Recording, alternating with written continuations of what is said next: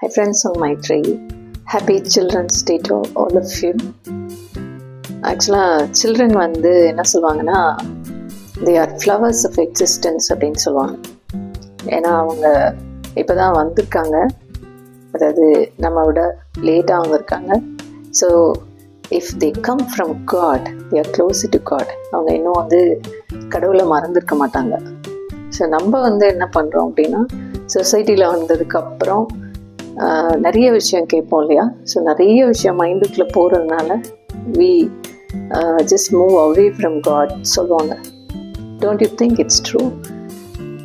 ஆனால் குழந்தைங்க வந்து அவ்வளோ சந்தோஷமாக ஜாலியாக சிரிச்சுக்கிட்டே எந்தூசியாஸ்டிக்காக இருக்கிறதுக்கு இது ஒரு ரீசன். ஏன்னா குழந்தைங்களா இருங்கன்னு சொல்லுவாங்க.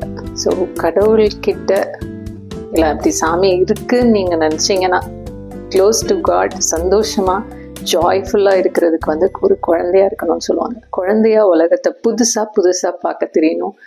அண்டு அப்போ வந்து சந்தோஷமாக இருக்க முடியும். ஈவன் இஃப், அதாவது நம்ம வந்து டாக்டர் ப்ரொஃபஷனில் இருக்கலாம், இல்லை ஆடிட்டராக இருக்கலாம், இல்லை what ever is the profession, நம்ம யார் அப்படிங்கிறத கொஞ்சம் தள்ளி வச்சுட்டோம் அப்படின்னாலே நம்ம குழந்தைங்களா மாறிடுவோம் இல்லையா. ஒரு சின்ன கதை இருக்குது, இது குழந்தைங்களை பற்றி அண்ட் ஆல்சோ அபவுட் பேரண்டிங். என்ன சொல்லுவாங்கன்னா, ஒரு நல்ல பேரண்ட்டாக இருக்கணும் அப்படின்னா we are not ready, it's a big responsibility. அது ஒரு பெரிய பொறுப்பு. ஏன்னா குழந்தைங்களுக்கு வந்து நம்ம ஹெல்ப் தேவையில்லை, பட் குழந்தைங்களுக்கு வந்து நம்ம நரிஷ்மெண்ட் அண்ட் சப்போர்ட், நம்ம அன்பு, அது நிறைய வேணும். ஸோ இந்த கதையில் வந்து காஷ்மோஷ் வந்து ஒரு 8 வயசு இல்லை 10 வயசு பையன். அப்போது அவங்க வீட்டுக்கு வந்து ஒரு ஃப்ரெண்டு ஒருத்தர் வர்றார். ஸோ அவர் வந்து ரொம்ப நாள் கழித்து வந்திருக்காரு, ஒரு 7 இயர்ஸ் கழித்து வந்திருக்காரு.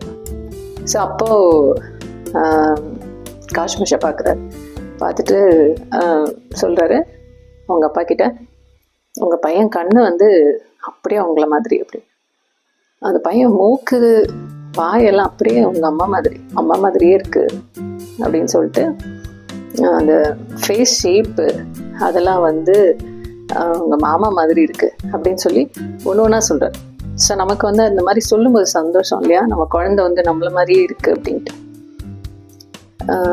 ஒரு பெருமை கூட. காஷ்மோஷ் வந்து என்ன சொல்கிறாரு அவர்கிட்ட, ஏன் கண்ணு என்ன மாதிரி இல்லையா அப்படின்னு கேட்குறாரு.